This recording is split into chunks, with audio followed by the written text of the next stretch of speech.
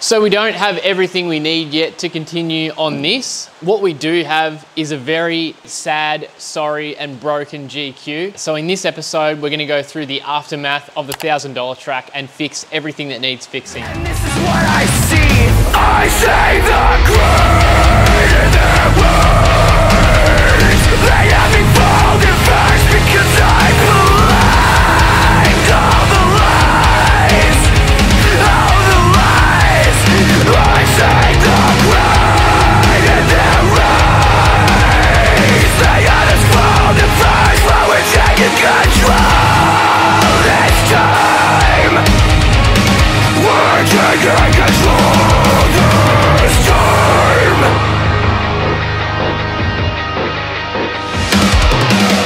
Where were you when they had no faith in us? So if you haven't seen my episode from last fortnight, I'll put a link in the description. Drew and I did the $1,000 track alone in winter in Tassie. We do it every year. On this trip, I did a fair bit of damage. First and foremost, I'm gonna show you guys what the inside of the car looks like after a trip like that. I'm going to be changing the clutch, master cylinder, and slave cylinder. I just want to do the lot. I've had issues in the past where a clutch has been slipping. I've replaced the clutch and it's still done it. Roadrunner have clutches, master cylinders, slave cylinders, and so that's where I got everything all in one go, and I'm just going to replace the lot. Additionally, the boxes that go on the tray are just totaled. The power steering pump needs rebuilding, and Roadrunner also have a kit to rebuild that. The interior is just like a bomb went off. And it's a pretty good job to do as well, because this shed is filthy and it's going to get filthy, you know, dropping the gearbox and that. And so that's where we're gonna start, and I'm gonna keep moving on with this once I have some more parts that I need. I thought I would sneak a little clip in there of the canopy because it looks cool.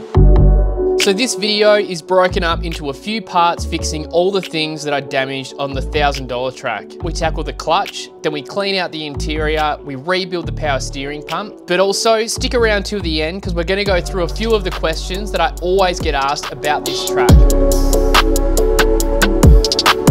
So the first thing I'm gonna do is get out everything in the interior. Usually I'd just do like the center console surround to get the gear sticks out in order to drop the box, but these seats are gonna have to come out anyway to clean the floor and that, and so I'm gonna get them out now, and I'll show you guys the state that this car's in. This here is pretty much the deal.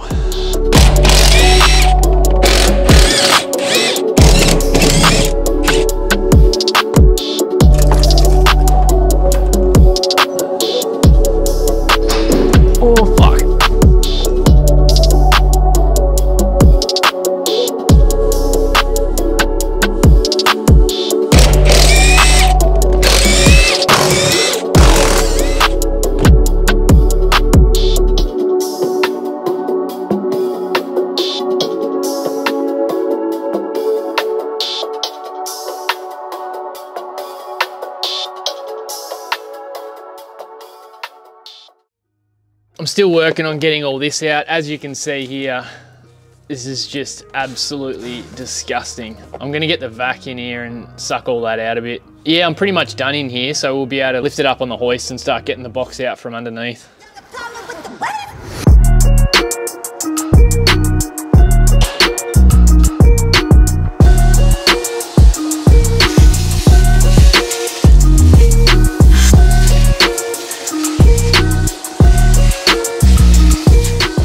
All right, so the next thing we're gonna do is get the gear stick out, which is just a circlip in the top of the box here, and then the whole stick should come out. Sometimes you might need to grab a pry bar and just pop him out. I'll go down and get the low range stick off, and we can start pulling crap out to get this box out.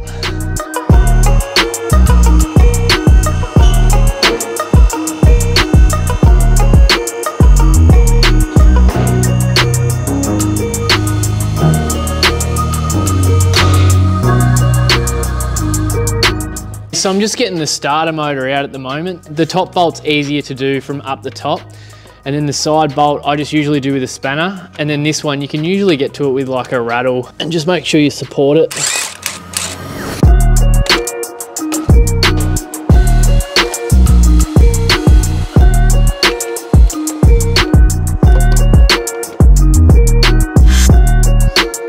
Oh, I can smell clutch on the starter, yeah. Smell that.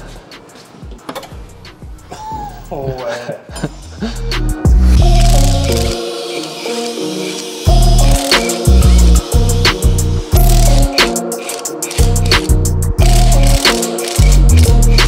You really shouldn't use chrome sockets on a rattle gun. It will void your warranty. It's just that I've only got a little area. I couldn't fit an impact socket in around this because it's too tight. But yeah, don't do what I do.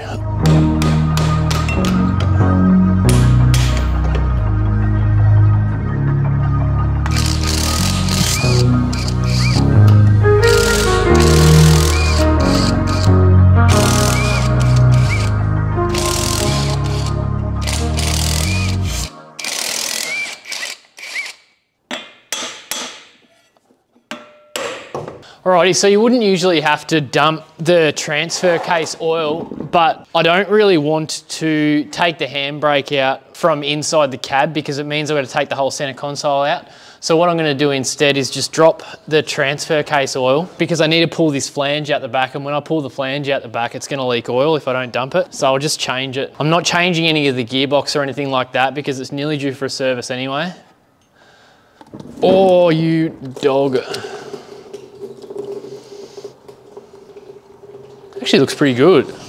It's the gearbox that usually gives me grief, but I've also got a feeling that that's coming in from where the stick goes in.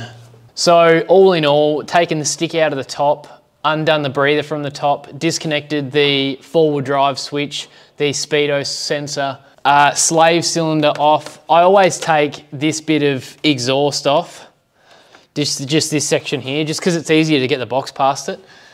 Starter motor, both tail shafts. I take the handbrake off too and just hang it here so I don't have to disconnect anything upstairs. So yeah, I'll get the King Chrome tranny jack over and we'll start setting this baby down.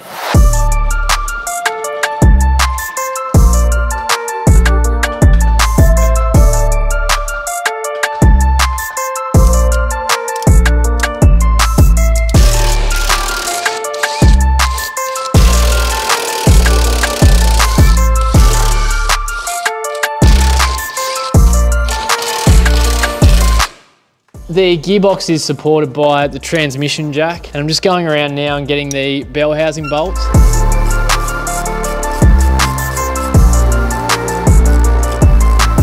And then we just have the top two, which you pretty much just got to stack a bunch of extensions up to get them.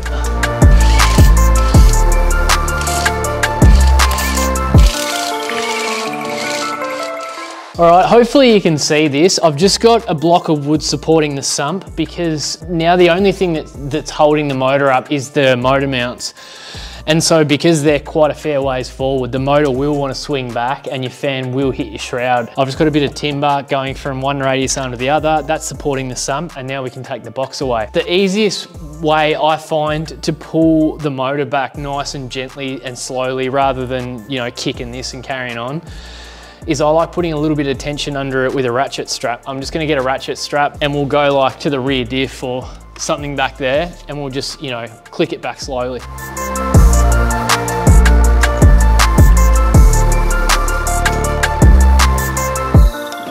Oh, there we go. Everyone's hands free. Can we come back a bit? There we go. All right, coming down.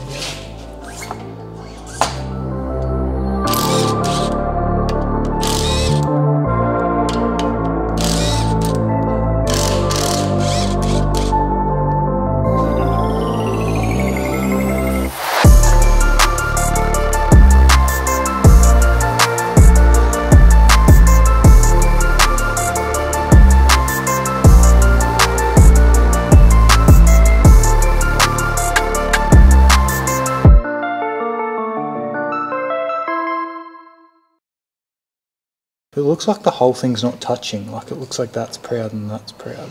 And it looks like it's been clamping harder here and here. Yeah, and you can see on the flywheel where it's been clamping harder. So what, these three and these three were like clamped harder, unless these three and these three came loose or something. It's gotten really, really hot. Yeah, not sure where the problem started. The good news is I have something to fix any possible problem, and I'll show you guys. New spigot, throw out. New pressure plate, new friction disc, and that is a Safari Tough extra heavy duty. The reason I got that one is because they had them in stock at Roadrunner and I was getting everything else from Roadrunner anyway. And in the description it does say that these are suitable for modified power TD, so we'll see how we go. And I've also got everything to sort the hydraulics as well if it's a hydraulic problem. So I've got a clutch master cylinder, clutch slave cylinder. I also got a new flywheel because I wouldn't have had time to get it machined. And so I got that from Patrol Apart.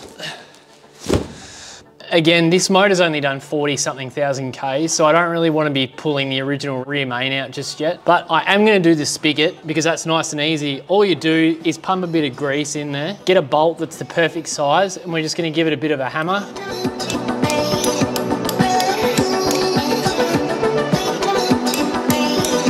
Usually you can just get it with grease, but I've actually had to add a bit of bread this time. It was in there pretty tight.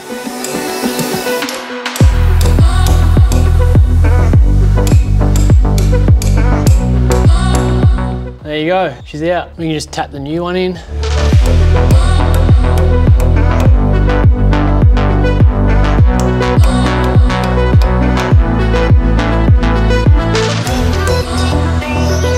Just there's fine. Next up, I'm just putting a bit of RTV just around this because it was full of schmutz, only around this area here.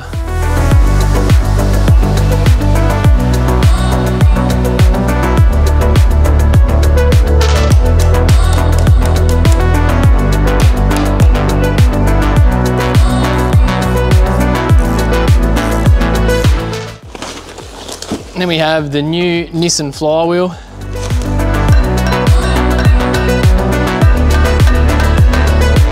All right, so obviously we want to be Loctiting these flywheel bolts in, and you also want to torque them down. So the torque spec is 147 to 167.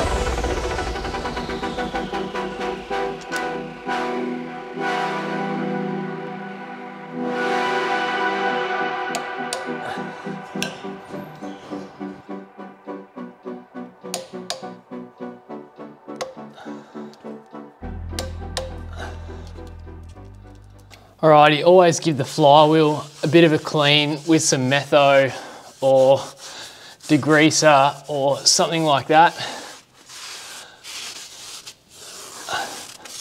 Just because they sometimes coat it in like an anti-rust stuff, which is oily when they pack it. And I'm going to do the same thing to the pressure plate.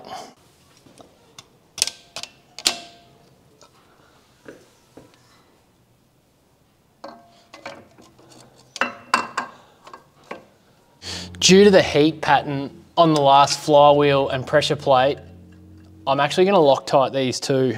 I don't usually. And the torque spec for these is 29 Newton meters.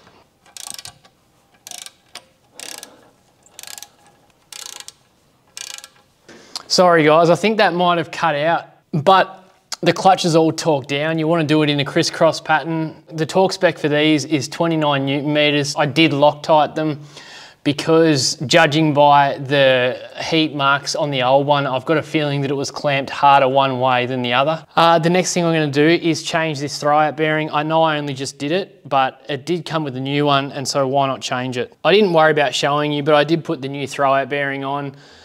I did actually press it on this time.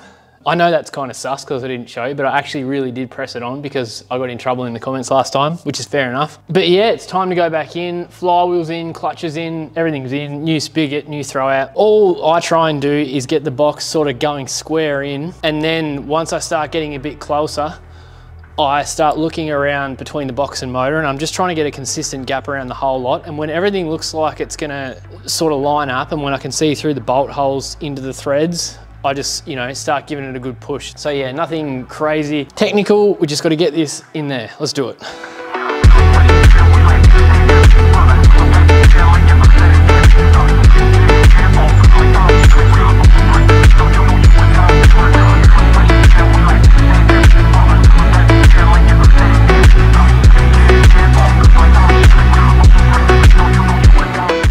So now you can see the gap is quite small.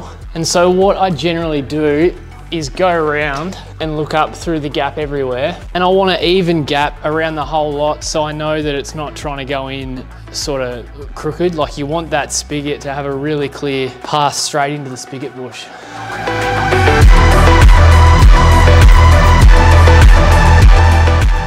I think my camera went flat for the most of that, but hopefully you saw that last little bit come home. I'm gonna go around, get some bell housing bolts in.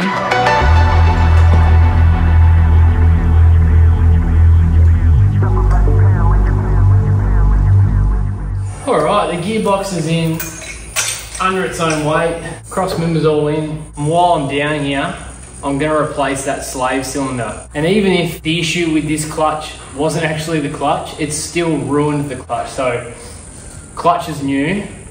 I'm also gonna replace the hydraulic stuff just in case.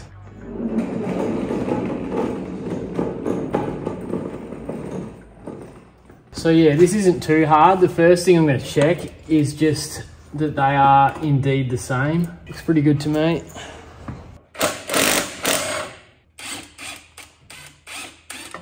Now we want all that to drain anyway because I'm also replacing the master. I'm doing all the hydraulics.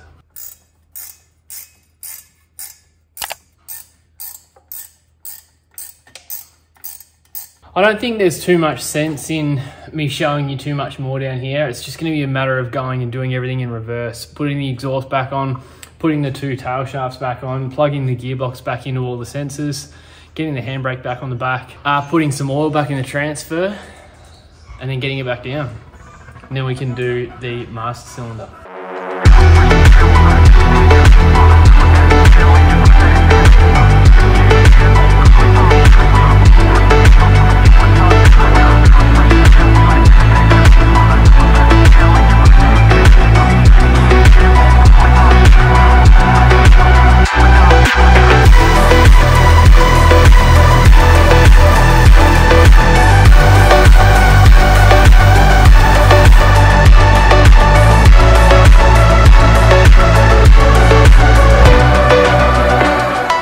And yeah, these look a little bit different, but it says they're both 5/8, so that's all good, we'll chuck him on. And so this is from, guess where?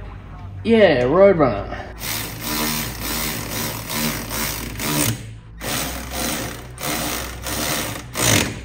So that is the whole clutch system, brand new.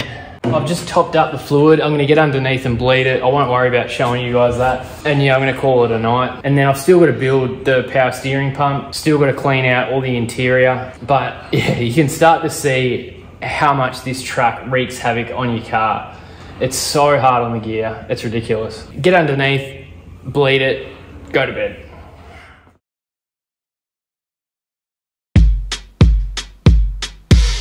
What I might do is like get all the center console back in. I'm not going to put the seats back in yet because I'm going to whip it out and hose it out while the seats and that are out. So we'll get started straight on it. I feel like this is a quintessential staple of what a $1,000 aftermath looks like. Just muddy crap strewed all over the place.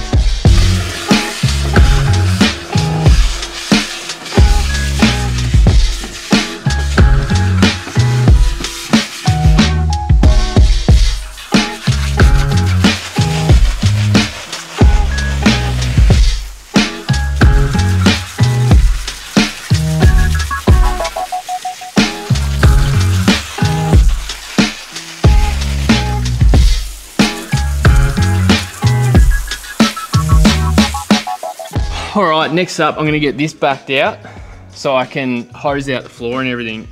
You know, one thing that's crazy, I didn't even take the charger with me for this XRS handheld. And I don't know if you can see that, but that's still on full battery. Like Drew had that going all day. Look how muddy it is. These things are unreal. But yeah, all right, let's get this backed out and I'll hose it out. I also have a glow problem again, the little green box that lives in the kick panel. My feet were underwater in one of those bog holes, and so I reckon that's probably what went underwater. This is gonna take a while to start without glow.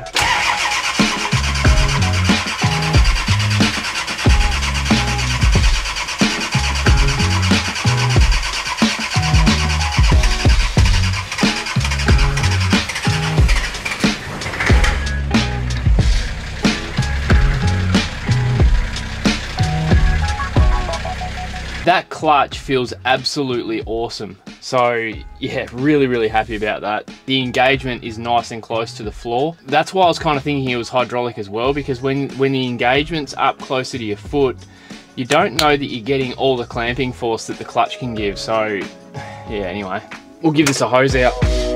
Highly gifted, my jacket's thrifted. Watch me get a pattern shifted, just acting different. Living in my minutes, I'm catalytic. That's why they love to jack the style like it's on a Civic. I will never pull the strings like an oligarch. I do my dance at the club with the lonely hearts, watching all these little men try and be Bonapartes and make the rest of us deal with their broken parts. Despite evil, I like people. Put your hands in the air if you're bipedal. Yeah, if life is a film, give me 5 sequels. Trying to pull my thread through the plot like a fine needle. All of these lines equal proof that I live alone. Got the benefit of time to deliver flows. Eating creamy peanut butter, buddy, I lick the bowl. Brings my soul body into the physical. New cards, new deck, new light. King of cups, he comes up right. Always, all days, all nights. Sing do-I, do-I, do-I. I think you pretty much get the gist of what's going on here. I'm going to finish this and then I can get everything back in the interior. You know, the crazy thing is I'm already keen to go back. Why do I do this to myself? New cards, new deck, new light. King of cups, he comes up right. Always, all days, all nights. Sing do-I, do-I, do-I.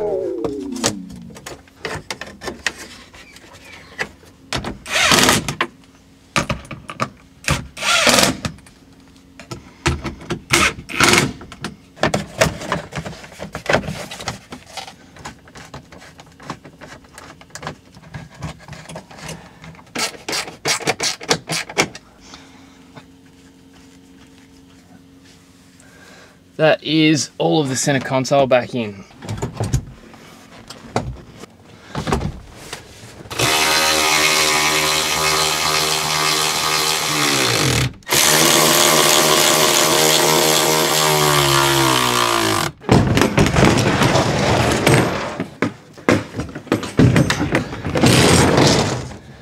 So a couple of people have asked how these are secured, and it's nothing special, it's just bolts and washers through the plastic.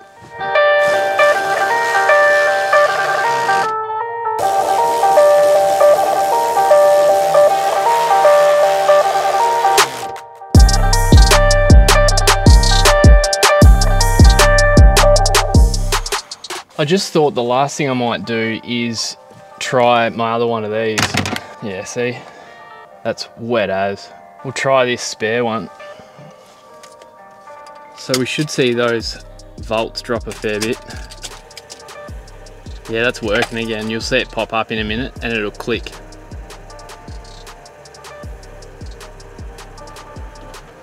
So yeah, as mentioned in my major repairs video, that's another thing that can go wrong with the glow. These are quite expensive, so like this isn't broken forever. You can just dry it out. That's what I'll do. I'll just get the heat gun onto it and sort of put it up on the shelf and let it dry, and that'll be good to go again. I've never seen one fully fail, but yeah, I'll just toss this one in because I don't really have time to wait for that to dry. I forgot to take it out earlier. All right, well, I've got stuff spread out, drying out from one end of the driveway to the other, and everything's clean. The only thing I've got to do now is give the car a proper wash. Like, all I did was sort of rinse it off before I brought it into the shop to do the clutch. And yeah, I think I'm going to call it for today. I've got still a lot to pack up, but you guys don't need to see that. And then the next thing you're probably going to see is me rebuilding that power steering pump. If you have a TD and have ever done a power steering pump or ruined a power steering pump, you know that it's not easy to come by genuine ones. And so yeah, Roadrunner sell rebuild kits, and it's beneficial to, you know, rebuild the genuine one that you've got. But yeah, I'm gonna keep packing up and I'll see you guys shortly.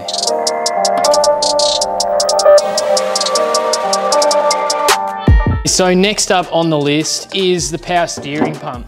And so this is the one that failed on the first night. I've got a funny feeling that it was the pulley in the front here, but I'm just gonna put an entire rebuild kit through it. And so these kits I actually got from Roadrunner. In the last couple of episodes, I'm sure you really can see how much stuff they actually have. Like, you know, from Treps on B-locks through to a clutch, power steering rebuild kit, wheel bearings, tie rods, like the range is unreal. But yeah, this is the genuine power steering rebuild kit. Let's get into it.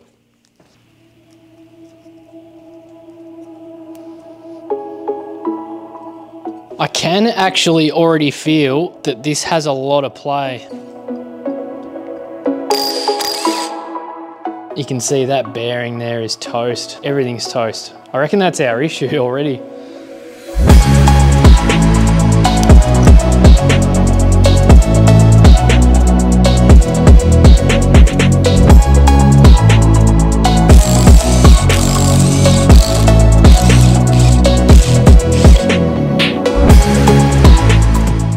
From memory, there is actually a bolt down inside here. Yeah, there's a 12 down in there.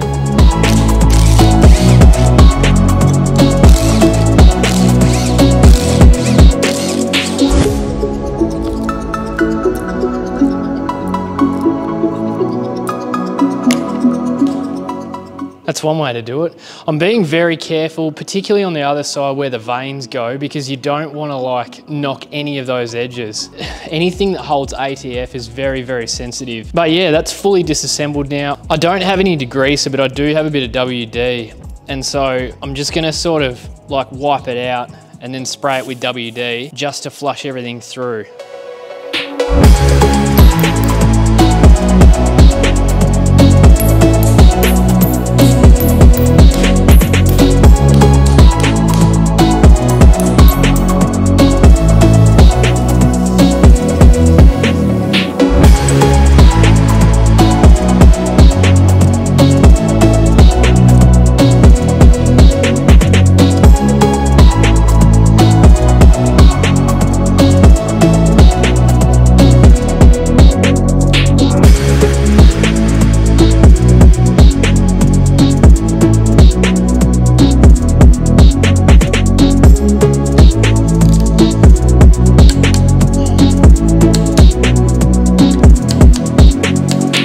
Okay, now we can put this reservoir back on. So there's an O-ring on the bottom here.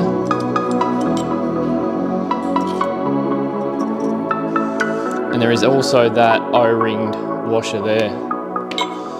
Buying a genuine power steering pump, the only one I could find in all of the internet was on Partsook, and it was like $700 or $800 from memory. And so when you think like one of these rebuild kits from Roadrunner is like, you know, under $100, it's a no-brainer. And I don't have any clean ATF, so I'm just gonna put a dab of grease on that O-ring, just so it doesn't pinch as it goes in. And the other one is for that washer there. Now that's gotta go down inside here, and that's what the bolt's gonna go through. And that one is 16 to 21 Newton meters. It might not be everybody's cup of tea to put this grease in here. If you live in Tassie or work on a farm, you know that grease is your best friend.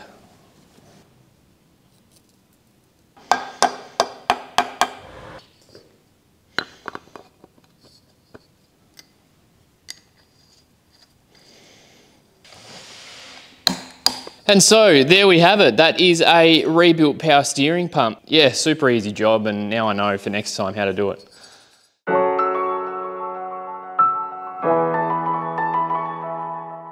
So next up, I wanted to go through a few questions that I get frequently asked. And the first one is what tools and spares I carry. And so first up, I'm gonna go through the spares that I carry. Now, I probably don't have everything here. There is some stuff that just sort of, you know, sits behind the seats and sits in my center console that I know that I have. This is sort of just what goes in one of these boxes back here. First up, starting from the front, I have Colby valves that are from Roadrunner. Essentially just emergency valves where if you rip a valve out, you can just insert one from the outside and you don't have to pull a bead ring off and pull it in from the inside. So they're super handy. One of these, I have not yet changed to the Land Cruiser uni joint in my steering shaft. And so these rubber pucks in the Nissan steering can split and fail. And I've actually had that happen in there to a mate, and we just had to clock these two bits here and put bolts through slack, and the steering was really notchy and it was horrible, but we did get the car out. But I have heaps of them, and so I just carry one with me. Next up, we have wheel studs. I've also been on a trip where one of my mate's lug nuts came loose and the rim bashed around. It didn't even do it for that long and he sheared the studs. Like it's a really simple spare to carry. I just carry 6 of those. Heim joints, this is just cause if it ever sheared one or you know it was that flogged out that it come off the ball or something like that. It's virtually impossible, but I've got spares. I change these religiously, like I change these every 6 months. And so because I've got spares, I tend to carry them. So I've got 2 freewheeling hubs. They're just taped together and inside I have the inners, the egg rings and everything to go with those. I have a DC 182 solenoid. So this is the solenoid that goes on the end of the winch hat like that. If you lose your winch in there, it's game over. So, you know, you cannot get out either way without a winch. Again, if you don't have a winch, you're not getting out. So alternator. The reason I've got these wrapped up in plastic is because they're water sensitive. And so I just give them a little coat with WD, wrap them up in plastic and they just live in my car like that. I have some epoxy putty. If you know, ding your radiator, ding your fuel tank, my diffs are pretty well armored, but if you hit a diff pumpkin or whatever the case may be, you know, the diff hits the sump, anything like that. I have this epoxy metal putty. I've always carried these for as long as I've had a 4-wheel drive. Then we have these 2 little bags here. In one of them, I have assorted hose clamps, just all different sizes, spare ones. Hose clamps is another thing that I religiously change. And so every one that I've ever taken off my car, I pretty much put in this bag here. And then in this one, everything for wheel bearings and swivel hubs. And so, you know, all the different seals, races, bearings, inner axle seals, anything like that to do a swivel hub, except for the back wiper. I'm gonna get home if the back wiper screws up, but I'm not necessarily gonna get home if I do a wheel bearing or, you know, something like that. This is just air locker line, my free spool, diff lockers, gearbox on the winch, all of that is actuated by air, and so I carry a little bit of air line. And I've also got joiners as well in the center console of the car. Again, wrapped up to protect them from the elements, CVs. I've got the short side and the long side. This one's just popped off so that it can fit in the box. Realistically, you don't really have to take him into the $1,000 track. I just didn't want, you know, the video to be me in 2-wheel drive for the last 3/4 of it. Like if I had the ability to fix it and get cool wheeling clips, I wanted to do that. And so yeah, I carried CVs in this time. I took this in there. This is just this here. I didn't take this one in. I just wanted to show you what's wrapped up here, but it's essentially this wrapped up to protect it from the elements. And that is just my entire winch top hat that I took off. So it's a spare motor, spare top hat. You know, this is easier to change than a motor. It's just 3 bolts. Boom, that goes on and you know, you're away again. You've got a winch because as I said before, you are not getting out of there without a winch. There's a lot of other stuff that you could take, but I'm always trying to think of things that I cannot get home without. But yeah, anyway, so that is pretty much all of the spares I take or took on this trip at least. Just also on the spares thing, I just forgot, but I also carry fluid. So I carry grease for CVs, grease for wheel bearings, a little bit of oil, brake fluid, and you know, just the lubes to get me going again should something happen. But yeah, onto tools. So the first and foremost, as mentioned in my previous videos, this is the tools I carry in both cars. This is just the 150 piece 1/2 inch king chrome kit. I gave 5 of these away in my shed video. And yeah, really solid kit, has just about everything I need in terms of like, you know, hand tools and whatnot. Now, this is the Milwaukee electric chainsaw, and I've had this for a long time, even before YouTube and whatnot. Like this saw came with me to the Cape type thing. I've had it forever. The Katana chainsaw actually runs better. It's just that that takes 2 batteries and I've only got 2 Katana batteries now. So like once those batteries are flat, I cannot charge them and still use the saw. Whereas this one takes 1 18-volt battery. And while that's in there, I can be charging my other one. The other reason for that is I have these old, like this is all rusty and they're just absolutely rooted. I've had them for years and years and years. And so they obviously take the same battery. And so that's the rattle gun and grinder that just lives in my car. And these have just lived in those boxes. And before that, they lived in my wagon and they're just absolutely buggered, but they still work. And so they're just the ones I carry on the tracks rather than ruining all my good tools here in the shed. Little bottle jack. I used to carry a high lift jack, but these days, you know, I'd get to the top of the high lift jack before it'd even think about getting one of my wheels off the ground. And so yeah, little bottle jack. And then in here, I just have a few things that, you know, don't come in a King Chrome kit. For example, a massive wrench for like panhard nuts, a little brass hammer for tapping in races and wheel bearings and axle seals and stuff like that. Multimeter, again, this is just an old one that I'm happy to get ruined in the car. My Nissan wheel bearing tool, lots of different little pairs of vice grips. I've even got one of these stainless steel cable tie tensioners because I do carry stainless steel cable ties. You'd be surprised what they'll hold. Yeah, just a lot of other random things that don't sort of come in your generic kit.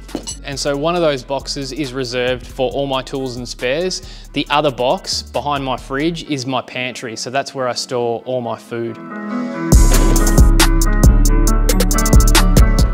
So someone else asked about pre-trip maintenance and what do I do to waterproof stuff and things like that. So pre-trip maintenance, if you watch my channel frequently, you know that a few videos ago, I did a massive list of jobs on the GQ. And that was stuff that had built up that I needed to get done before taking on a trip like this. And so I needed to make sure my brakes were tip top. I did my wheel bearings. I did a basic service on the vehicle. I upgraded the winch and made sure that had a new motor, a new solenoid, all those kinds of things, because again, you heavily rely on your winch in there. I always check my water pump before going in there because when you get into deep water with these big upgraded fans that we have, the water pump pulley takes on a hell of a lot of load. And so pretty much every time I've done Wombat, I think, I've had to replace the water pump a few weeks afterwards. I reckon I'll probably be doing a water pump again very shortly, but it was fine before I started that trip. Also making sure your lockers are working, that all your electrical connections to the winch are sound. Like it's pretty obvious what you should do leading up to a trip like that. As for waterproofing, the main thing I was concerned about was camera gear, right? Because I need all my camera gear sitting behind our seats so that it can all be charging with my 24-volt setup behind there. And so I actually had this tub here. And so that sat behind our seats and had all my camera gear in it where it could all charge and the water could come into the car and wouldn't get it wet. And you can actually see the high tide mark along there, which is pretty funny. The other thing they asked was, do I like waterproof the alternator and stuff like that? The answer is no. I've never worried about it since I've been using blacktop alternators. The silver top alternators, I would religiously do an alternator in there, no matter what. By the time I got to the hut, it was time to replace my alternator. Whereas these blacktop ones, this alternator here, I think I put on like 6 to 12 months ago and it's still going strong and hasn't failed once, which is pretty good considering the load that's on it, trying to keep 40 to 60 12-volt amps back to that 24-volt system. But yeah, nothing else gets waterproofed really. I let the water come into the cab, I let it drain, and I just hose it out when I get home. That's just part of it, I guess. And the last question I had was, how many times have you been through and what cars were you in? So I've never been through as a passenger and I've only ever done it in this car. So the first time I went through, this was obviously a wagon and all it had was superior steering arms and 35s pretty much. And during that trip, we had a GQ have a clutch fail, funnily enough. And so we had to leave that in there. And then 4 weeks later, when the rivers were lower, I went back in. It was about halfway along the track. I went back in and took him to his car. We sorted out the clutch and then he followed me back out. And so that was the second time I ever went in. Didn't do the whole track, but I sort of went in halfway and then halfway back out. So I still count it. The third time I went through was, I had 35s, didn't have that many mods, still sort of open diffs type thing. Then the fourth time I went through was right after I got back from the Cape and did the GU diffs. And that was the first video that went on my channel. So that was the fourth time through. Fifth time through was with Tyler. That was a fun trip, but it was very dry. And so that pretty much solidified only sort of wanting to go through in winter from then on. And then the sixth time through was when Drew and I did it in the other direction last year, and it took us 13 hours and that river nearly swept us away. That was scary as. So yeah, that was the sixth time. Seventh time was with Richard from Design and Built. and that was earlier on this year.